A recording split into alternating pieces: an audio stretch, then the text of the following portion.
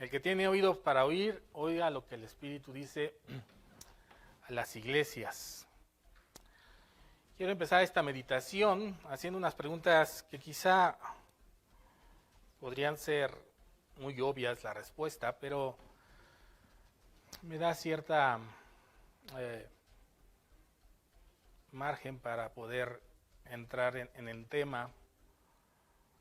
Y bueno, la primera pregunta es, yo sé que yo no lo veo, ¿verdad? Ni sé qué me van a contestar, pero mediten la pregunta y ¿a cuántos nos gustaría estar tuertos o mancos? La respuesta es obvia, ¿verdad? Pues a ninguno. Por lo menos a la gente que estamos cuerdos, a ninguno nos gustaría estar ni tuertos ni mancos.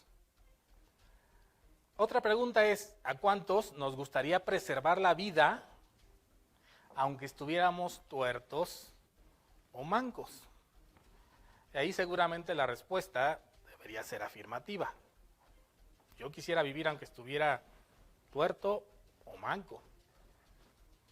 Claro, no es lo óptimo, pero sigo viviendo, ¿verdad? Y si su respuesta fue no, yo no quisiera eso, bueno, pues a lo mejor necesita, con todo respeto, ir con un neurólogo que le ayude, que a lo mejor algo está pasando ahí en su raciocinio. Hay una película que se llama 127 horas. Y a resumidas cuentas le voy a resumir, si le gusta ver, pero le voy a resumir, es de un hombre, un muchacho de, no sé, quizá 25, 30 años, que le gusta andar en bici por lugares solitarios, montañas, valles, y se aventuró a ir al desierto solo. Y en esta película, que es de la vida real, está basada en la vida de un hombre, al andar en la bici cae en un hoyo, y este hoyo, al momento en el que cae, también le cae una piedra encima en su brazo, no recuerdo si el derecho o izquierdo, y esta piedra enorme queda entre las dos paredes en las que él estaba, y el brazo se le queda atrapado en la piedra. El conflicto en esta película es que pues él ni siquiera había avisado a nadie a dónde iba a estar. Solo tenía un poco de mochila, ya ve que los ciclistas tienen un popotito en su mochila, ¿verdad? Y traía una navaja, pero le era difícil alcanzar la navaja. Total, para no hacerle el cuento largo, este hombre, en el afán de salvar la vida, a duras penas logra pues cortarse el brazo. Sé que es una escena un poco desagradable, pero da pie a lo que quiero hablar después. Se corta el brazo, pero preserva la vida. Preserva la vida, y a lo mejor muchos, seguramente a este hombre le costó mucho trabajo hacer esa acción, no fue algo sencillo. Le repito, es un caso de la vida real, no es ficción. No fue algo sencillo el haberse él mismo, haberse cortado el brazo, muy doloroso, muy desesperante, una escena nada agradable. Si gusta verla, se la recomiendo. Si le gusta este tipo de películas de la vida real, se llama 127 horas. Dos preguntas más que les quisiera hacer es la siguiente: ¿a cuántos de nosotros nos gustaría estar en el infierno, pero con el cuerpo completito? Si usted dice que sí, bueno, pues otra vez le recomiendo ir con un especialista. ¿O a cuántos de nosotros nos gustaría estar en el cielo, aunque sea tuertos o mancos? Este hombre decidió seguir viviendo, este hombre de la película, que te repito fue de la vida real, decidió seguir viviendo aunque sea manco. Y creo que muchos, o la mayoría de nosotros, quizá haríamos lo mismo. Nos costaría mucho trabajo, pero haríamos lo mismo con tal de preservar la vida. Quizá algunos de nosotros saben para qué tema voy, Me gustaría que me acompañaran a Mateo 18 ahí en su casa. Si no, ya sabe que se lo van a poner ahorita ahí en la pantalla. Mateo 18, a partir del versículo 8, dice: Por tanto, si tu mano o tu pie te es ocasión de caer, córtalo y échalo de ti. Y acota, ¿por qué? Dice, mejor te es entrar en la vida, hablando de la vida celestial, ¿verdad?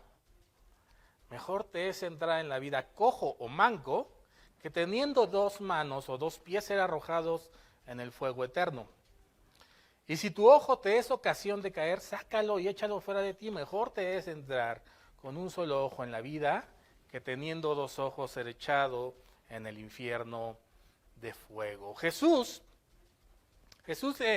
comunicó a sus discípulos desde el principio el costo de seguirle. Como usted también debe saber el costo de seguir a Dios. Uno de los costos principales es negarnos a nosotros mismos. La palabra nos enseña eso, negarnos a nosotros mismos. El costo del discipulado muchas veces es alto. El costo de seguir a Cristo muchas veces es alto. Sus exigencias son serias, no son un juego de niños, no son algo con lo que usted y yo podamos estar jugando al cristianito, a la iglesia. Las exigencias de Dios son serias. Jesús les advirtió a quienes le querían seguir que solamente si estaban convencidos y comprometidos podían seguirle.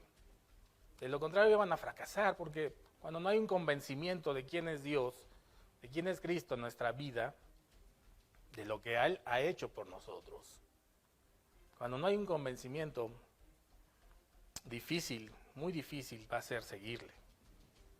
Ahora, podemos hablar, déjeme dividir, permítame dividir dos maneras de pecar, o en las que pecamos usted y yo. Una de ellas me quiero referir a lo que podríamos llamar nosotros pecados ocasionales, o también los conocemos como los tropiezos que hay en nuestra vida como cristianos o como seres humanos. Todos tropezamos de alguna u otra manera. No hay uno solo, dice la palabra de Dios, no hay uno solo que no peque. Todos de alguna u otra manera pecamos. Mire, le voy a poner así, todos sabemos decir groserías, ¿o no? Todos sabemos decir groserías. Yo me sé las groserías y se las puedo recitar. No las desconozco, sé lo que significan las groserías, cada una de ellas.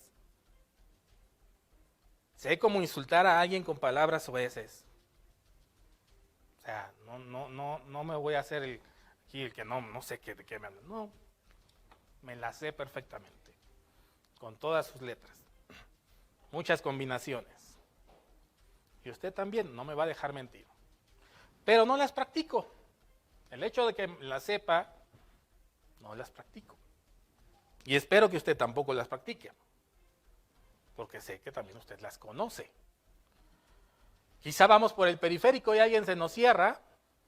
Es un ejemplo que pongo muy seguido yo. Y a lo mejor nos saca de quicio y quizá proferimos una maldición a esa persona que se nos cerró.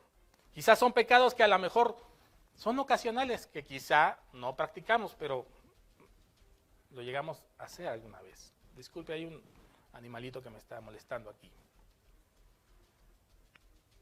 Claro que si ustedes de los que dicen groserías a cada rato, bueno, ese no es un tropiezo, esa es su manera de vivir. Son pecados ocasionales, insisto. Son pecados que no practicamos.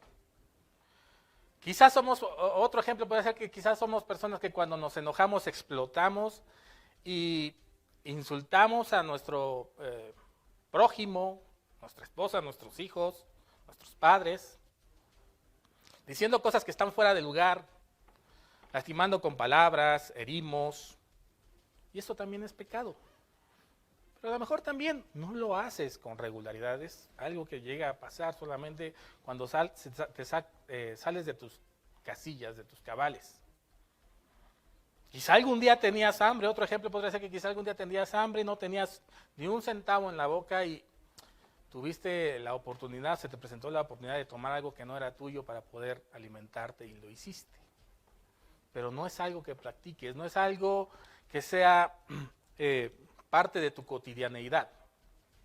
O quizás se te fueron los ojos con un hombre o una mujer, según tu género, que a lo mejor, como decimos por ahí, no están de malos bigotes a nuestra consideración, estaba de buen ver, ¿no? Y se nos fueron los ojos. Quizá también sea algo que no practiques, repito, si no lo practicas son tropiezos que llegamos a tener. Llegamos a tener esos tipos de pecados, ese tipo de tropiezos. Son cosas que hacemos de vez en cuando se nos van, nos equivocamos.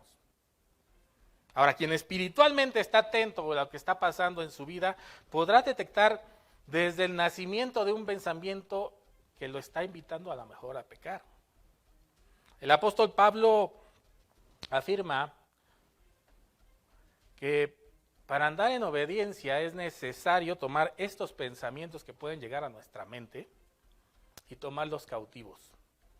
Debemos, déjeme decir otra palabra, debemos arrestar esos pensamientos antes de llevarlos a la práctica. No podemos evitar muchas veces que algún pensamiento pecaminoso llegue a nuestra vida, pero sí podemos evitar que ese pensamiento dé a luz, lo llevemos a cabo y lo practiquemos. Segunda de Corintios, versículo 10, versículo 5, dice lo siguiente. Usted lo conoce y lo conoce bien. Dice, derribando argumentos y toda altivez que se levanta en contra del conocimiento de Dios y llevando cautivo todo pensamiento a la obediencia a Cristo. Si usted y yo estamos en una constante búsqueda de Dios, va a ser más difícil que caigamos en pecado. Dije más difícil, no imposible. Va a ser más difícil que caigamos en pecado, por el simple hecho de que tenemos una relación estrecha con Dios. Repito, dije, es más difícil que caigamos en pecado y que vivamos en pecado sobre todo. No imposible, pero sí más difícil. Porque cuando usted y yo vivimos en una relación estrecha, una comunión estrecha con Dios, nuestros pensamientos, cuando son atraídos a pecar, seguramente el Espíritu Santo, cuando, repito, estamos en una relación, una comunión con Dios, nos va a alertar, nos va a fortalecer y mucho obviamente dependerá de nuestra carne el que caigamos o no en la práctica del pecado. Podemos detectar cuando estamos en una comunión con Dios, podríamos detectar este pensamiento que nos pretende llevar al pecado y llevarlo cautivo a la obediencia. Leíamos hace ratito en Corintios, a la obediencia a Dios. ¿Cuál es la obediencia a Dios? Pues no practicar ese pecado que está viniendo a nuestra mente. Atarlo, arrestarlo, cautivarlo y ponerlo a los pies de Dios. Decirle a nuestra mente, hey, a nuestra carne, hey, sí, el pecado es rico, es sabroso, es atractivo, pero recuerda que estás consagrado a Dios. Y no quiero contaminar mi vida cometiendo este pecado. Ahora, el texto de hoy, el texto principal de hoy, se refiere a una segunda categoría, por así decirlo, permítame decirlo así, una segunda categoría de pecados, aquellos que le podríamos decir pecados habituales. Acabamos de hablar de los pecados que son ocasionales. Pero este texto que leíamos al principio se refiere a aquellos pecados que son habituales, que practicamos. Pecados en los cuales quizá vives o vivo, convivimos, abrazamos y hasta consentimos muchas veces. Los alimentamos. Es más, buscamos a veces más y mejores formas de practicarlo. Estos son los pecados que ya se han instalado firmemente en nuestra mente, en nuestro corazón, en nuestra vida, de forma permanente. Nos encontramos atrapados en un círculo vicioso que no produce ninguna solución definitiva a nuestros problemas. Un círculo vicioso como el que caemos en el pecado, lo confesamos, hacemos votos de que nunca más volveremos a cometer ese pecado ante Dios, pero al poco tiempo se nos olvida y estamos otra vez en la misma situación. En ese pecado caemos una y otra vez. Porque a veces nuestro arrepentimiento no ha sido genuino. Nos arrepentimos porque sentimos a veces el agua hasta el cuello y decimos, no, ya no voy a volver a practicar. Pero en realidad no es así. Amada iglesia, Cristo es radical con este tipo de situaciones. Nos dice que donde ya no existe la posibilidad de vencer por medio del dominio propio el pecado, porque a lo mejor nuestro dominio propio ya es muy débil, entonces debemos adoptar una postura mucho más tajante. Debemos extirpar, por decirlo de alguna manera, en nuestras vidas aquella actividad, aquella actitud, aquellos pensamientos, aquellas circunstancias que nos llevan a tener hábitos pecaminosos. El diccionario dice, en la palabra extirpar, dice que es destruir o acabar del todo. Destruir o acabar del todo con una cosa instituida por el ser humano que está arraigada con fuerza y es considerada negativa. Extirpar, destruir o acabar del todo con una cosa instituida por el ser humano que está arraigada con fuerza y es considerada negativa. Permítame ilustrar esto de a lo mejor terminar o extirpar con una actitud, con una acción que consideramos pecado, que la Biblia considera pecado. Supongamos que hay un joven al que le apasiona practicar algún deporte, vamos a poner el fútbol. Pero siempre que juega, sale peleándose físicamente con el equipo rival. Ya confiesa, después pide perdón por haberse alterado, pide perdón a los involucrados, pero siempre que vuelve a jugar, vuelve otra vez a caer en ese error, se calienta, como dicen, ¿no? Y provoca una pelea. ¿Cuál es la solución que propone? Déjeme decirlo en este ejemplo burdo. ¿Qué solución propone Cristo? Pues que deje de jugar, esa es la solución. No hay de otra. Deja de jugar. ¿Por qué? Porque no tienes un dominio propio. No puedes jugar sin ser agresivo con los demás. Porque tu falta de dominio propio está ocasionando ser agresivo con los demás y los golpeas, los terminas insultando y terminas haciendo de lo que es un deporte para convivir una riña campal. La solución que daría Cristo es deja de jugar. Por lo menos que deje de jugar hasta que adquiera dominio propio y deje de ser una persona agresiva. No sé si usted se acuerde, hace algunos años salió una película que se llama A Prueba de Fuego, una película, déjeme decirlo así, cristiana. Y hablaba de un matrimonio que estaba yéndose a la ruina, ¿no? Se estaban separando. Y uno de los protagonistas, que era un bombero, uno de los problemas que tenía era la pornografía. En una de las escenas que narran ahí, que nos hacen ver, este hombre al darse cuenta del error grave que estaba cometiendo, una de las acciones que tomó, y que es una acción radical y que está correcta, es pues, alejarse de las cosas que le provocaban acceder a la pornografía, y una de ellas era la computadora. Quizá esa es una acción radical que deberíamos hacer todos, claro, con respecto a nuestro pecado. Quizá tú tienes otro pecado, no sé cuál sea, ¿verdad?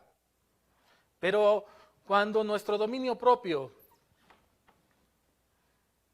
es inferior a la fuerza que hay en el pecado en nosotros, debemos actuar de formas radicales. De formas radical. Si tú ves mucha televisión y esto te causa problemas a lo mejor de hacer tus responsabilidades, de leer la Biblia, de venir a la iglesia, pues una acción radical es deshacerte de la televisión. Eso es la solución. Deshacerte de la televisión, no hay de otra. La persona que no puede controlar sus gastos, que así como le llega su quincena se la gasta, ¿cuál será una solución? Bueno, pues a lo mejor darle el dinero a alguien que le ayude a administrarlo, porque a lo mejor él no puede. Y tendrá que trabajar poco a poco hasta que pueda administrar él su dinero. Son medidas radicales, que no son para nada cómodas. Pero son las medidas que debemos de tomar cuando tenemos problemas que nos llevan a problemas más graves. ¿Cómo llegó un drogadicto a la drogadicción, a ser drogadicto? No llegó de la noche a la mañana. Le aseguro que no. Le aseguro que su primer paso para llegar a ser drogadicto, su primer paso fue a lo mejor tomarse una cerveza con un amigo o un cigarro. Algo que, entre comillas, subrayado, la sociedad ve como, está bien. Ese fue el primer paso. Después de la cerveza, después del cigarrito, vino a lo mejor un alcohol un poco más fuerte, ¿no? Una bebida más fuerte. Y después de eso, se encontró en una fiesta, en una borrachera, y le invitaron su primer toque de mota o de lo que sea. Yo no sé mucho de drogas, la verdad.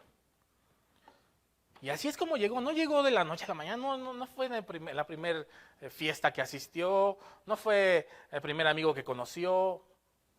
No, fue poco a poco. Se convirtió en un drogadicto, pero primero dio un pequeño paso. El cigarro o la cerveza. Cosas que, repito, la sociedad a veces acepta como que está bien, pero no está bien. Nadie de un día para otro echa a perder su vida. Todo es paulatinamente. Y a veces no cortamos esas cosas de tajo. Las consentimos, las alimentamos, las mimamos, las hacemos crecer. Este hombre no escuchó el consejo de sus padres, quizá cuando le dijeron, júntate con personas que te aporten algo. Cuando le dijeron, no te juntes con fulanito porque es un hombre o una mujer que solamente te va a incitar a hacer cosas equivocadas. Cuando no escuchó el consejo de Dios que dice que no nos sentemos en silla de escarnecedores ni andemos en los consejos de malos. No, ese joven o ese hombre no llevó cautivo ese pensamiento de empezar a tomar ese primer cigarrito. No llevó cautivo ese pensamiento a la obediencia a Cristo, o esa primer cerveza. No la llevó cautiva. Dijo, ¿qué tanto es tantito? ¿Verdad? Ese refrán que muchas veces el mexicano aplica. ¿Qué tanto es tantito? Una cana al aire no hace daño. No llevó su pensamiento cautivo a la obediencia a Cristo. Y poco a poco su vista se fue nublando hasta llegar a ser un drogadicto. Una persona que quizá hoy te está recluida en un lugar de rehabilitación. Santiago 1:15 dice, fíjese cómo dice, entonces la concupiscencia, después que ha concebido, da a luz, ¿qué? El pecado. ¿Se da cuenta? Ahí es un proceso. Es un proceso. No es, de repente pecó. No. Empieza con un pensamiento.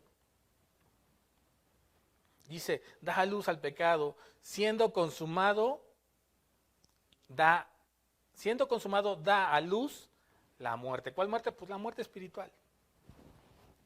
La muerte espiritual. El pecado lleva un proceso, no es algo que surja repentinamente, que nos despertemos y, ay, ya soy un pecador, ya soy un drogadicto, ya soy un golpeador, ya soy un violador, ya soy un ratero, ya soy un borracho. No. No es así. Lo mismo sucede con el que adulteró. No de la noche a la mañana amaneció con una mujer o una mujer con un hombre. No, empezó con un coqueteo, se lo aseguro. Y después del coqueteo fue una tomada de mano. Después de la tomada de mano fue besos en el cine. Hasta llegar a la intimidad. Poco a poco fue subiendo de volumen eso. No fue de la noche a la mañana. Lo que hace falta es un remedio radical en nuestras vidas para terminar con el pecado. Evitar que situaciones particulares nos lleven a una catástrofe en general. Evitar, les repito, evitar que una situación particular en nuestra vida, un pecado particular nos lleve a una desgracia general en nuestra vida. Si tienes problemas con el alcohol, es mala idea tener alcohol en tu casa. Si tienes problemas con la droga, es mala idea tener droga en tu casa. Hay muchas cosas en las que se pueden resolver algunos problemas que tenemos en el pecado. El pecado no es un asunto que debemos tomar ni usted ni yo con liviandad. Disculpe usted. No. Cuando no se corrige el pecado, va empañando nuestra visión, endureciendo nuestro corazón. Y eventualmente, como lo señala el apóstol Santiago, puede producir en nosotros la muerte. Ahí en Santiago lo acabamos de leer. Tenemos que cortar, hermano, iglesia amada, de tajo, extirpar el pecado en nuestras vidas.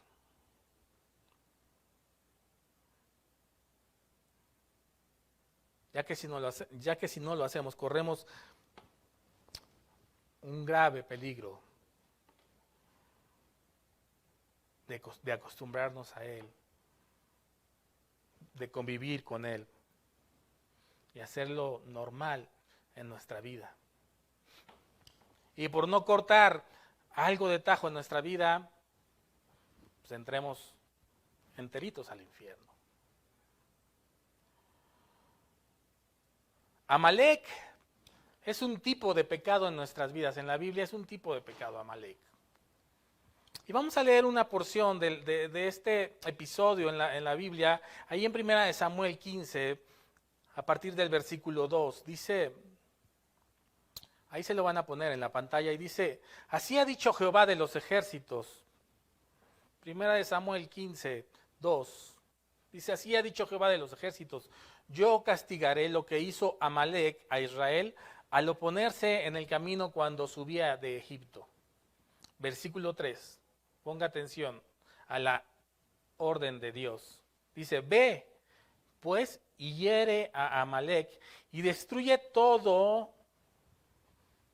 énfasis en esa palabra, destruye todo lo que tiene y no te apiades de él.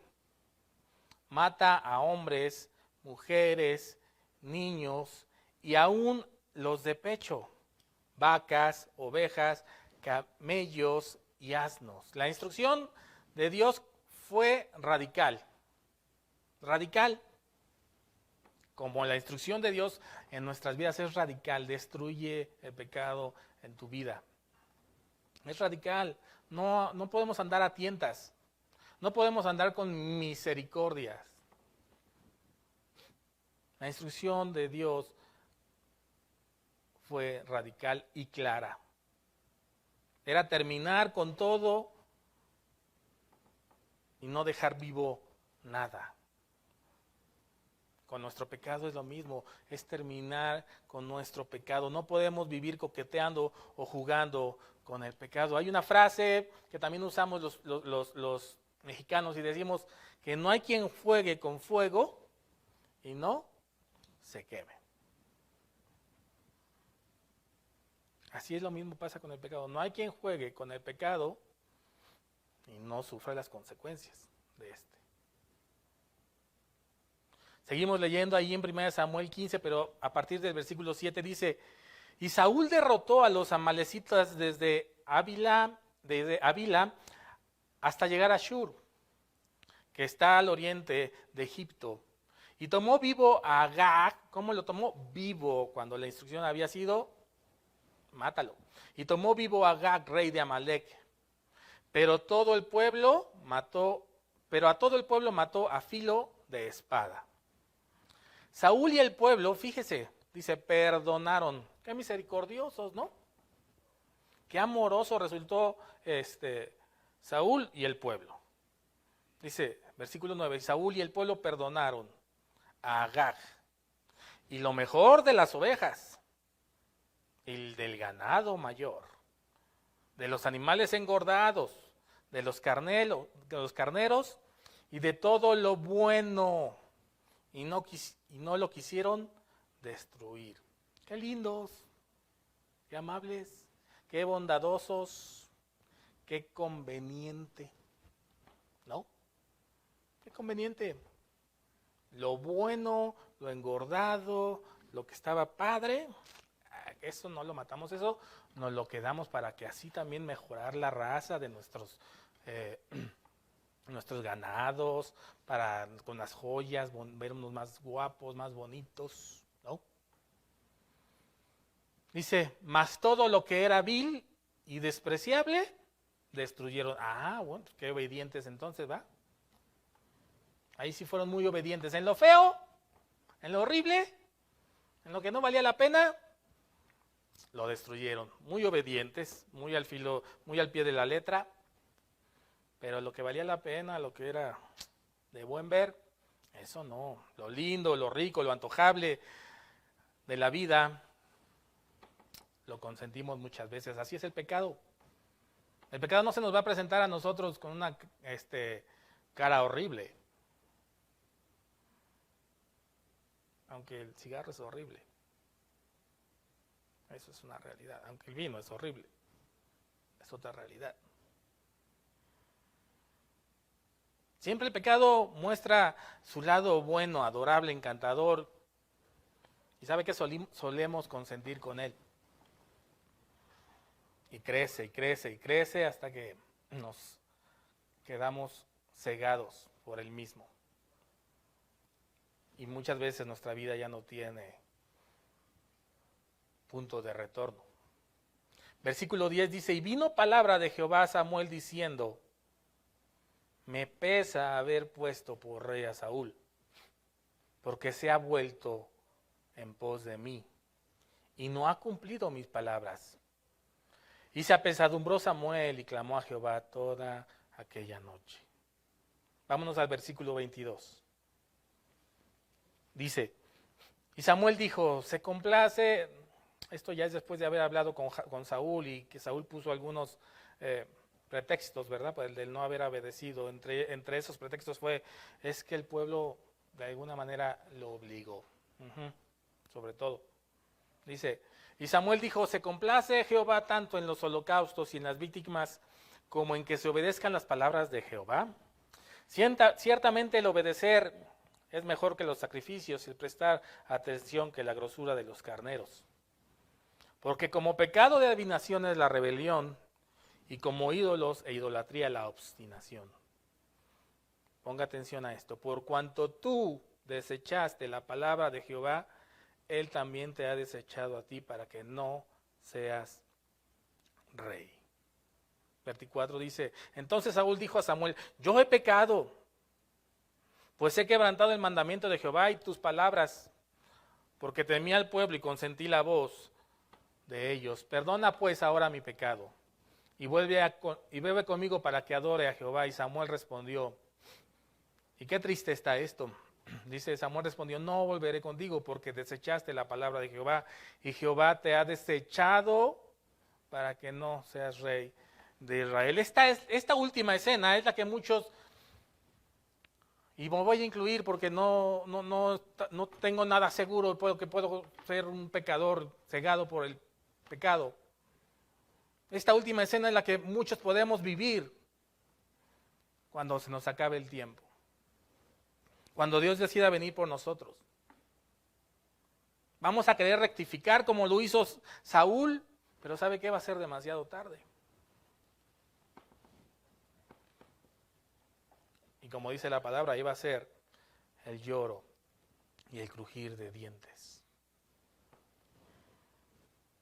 ¿Qué prefieres? ¿Consentir el pecado o extirparlo de tu vida? En la Biblia encontramos medidas radicales para erradicar un problema. Muchos ejemplos. Voy a nombrar solamente algunos. La Torre de Babel fue una medida radical que hizo Dios para terminar con un problema. Jonás tragado por un pez fue una medida radical de Dios para hacer entrar en razón a Jonás. Sodoma y Gomorra, la destrucción de esas ciudades, fue una medida radical de Dios para terminar con el pecado. El sacrificio de Cristo fue una medida radical de parte de Dios para que usted y yo fuéramos perdonados por nuestros pecados, por nuestros delitos. En la palabra de Dios, cuando alguien tenía lepra, no se le permitía estar dentro de la ciudad, tenía que estar en las afueras de la ciudad, porque la lepra es otro tipo de pecado. Es un símbolo de pecado. Y al igual que a ti y a mí, cuando muramos, si tenemos lepra espiritual, amada iglesia, no nos será permitido entrar a la ciudad celestial. Le preguntaban a un pastor, y con esto voy a terminar. Le preguntaban a un pastor, vi un video en YouTube hace mucho y me vino a la mente cuando estaba desarrollando esta predicación. Le preguntaban a este pastor, estaba en un panel, y le decían que cómo le podríamos contestar a alguien que dijera que no vale la pena seguir a Dios. Y este pastor, obviamente voy a alterar su testimonio porque no va a ser exactamente como lo dijo él, pero la idea es en un alto grado la misma. Decía, bueno, vamos a suponer que yo vivo esta vida la vivo apegada a la palabra de Dios y vivo como un buen cristiano, según la palabra de Dios. Y vamos a suponer que cuando terminen los tiempos, cuando yo muera, de verdad no hubo una vida nueva, no había cielo, no había ciudades, mar de cristal, no había calles de oro, solamente es de esta vida, se acabó. Después de la muerte se acabó. Vamos a suponer que es así. Decía, ¿qué perdí yo? Decía este pastor, ¿qué perdí yo? Y la respuesta es, nada. No perdimos nada. Porque vivir una vida, como dice la palabra de Dios, no es necesariamente aburrida. No es aburrida vivir la palabra de Dios. Claro que si tu pensamiento está lleno de la carne, vas a decir, no, pues es que sí perdí, porque entonces no me fui de parranda, no tuve novios, no tuve tantas novias, pude haber hecho, bueno, claro, si tu mente está entenebrecida, perdiste eso. Y decía el mismo pastor, ahora vamos a suponer que vivo la vida loca, le hago le doy rienda suelta a mis delitos, a mis pecados, a lo que la sociedad dicta a lo mejor para divertirse. No soy un mojigato, obviamente no sigo la palabra de Dios, pero al final de mis días sí hubo cielo, sí hubo infierno. ¿Qué perdí yo? Y la respuesta es todo. Porque en la vida la viví mal en realidad. La vida aquí en la tierra. Pero mi siguiente vida la voy a vivir aún peor. Entonces, en resumen es que aunque usted y yo estamos seguros, estamos seguros que hay un cielo y una vida nueva. Pero déjeme ponerlo así, aunque no hubiera, es mejor vivir con los lineamientos que dicta la palabra de Dios. Mucho mejor. Porque mire, cuántos drogadictos, cuántas personas tronándose los dedos por vivir una vida que no dicta la palabra de Dios. En esta misma tierra viven un infierno. Todo por consentir al pecado. Todo por darle rienda suelta a la mente, al placer. Amada iglesia, ¿qué prefieres? ¿Entrar tuerto o manco al cielo o enterito al infierno? Esa es tu decisión. La mesa está puesta. Dios ya dictó las reglas. ¿Las quieres seguir? Adelante. ¿No las quieres seguir? Adelante. Que Dios te bendiga en este caminar de la tierra. Gracias, Señor, te damos por tu amor, por tu misericordia. Gracias por permitirnos meditar en tu palabra, poder recapitular, recapacitar en nuestras acciones. El que tiene oídos para oír, oiga lo que el Espíritu dice a las iglesias, y si tuvimos ese espíritu para oír tu palabra, seguramente pudimos ser incomodados y podemos reflexionar en él, en tu palabra, y enderezar las sendas chuecas. Y volver a tus sendas que son tranquilas, son veredas derechas, veredas justas, Padre. Gracias por tu amor y por tu misericordia. En el nombre de Jesús. Amén.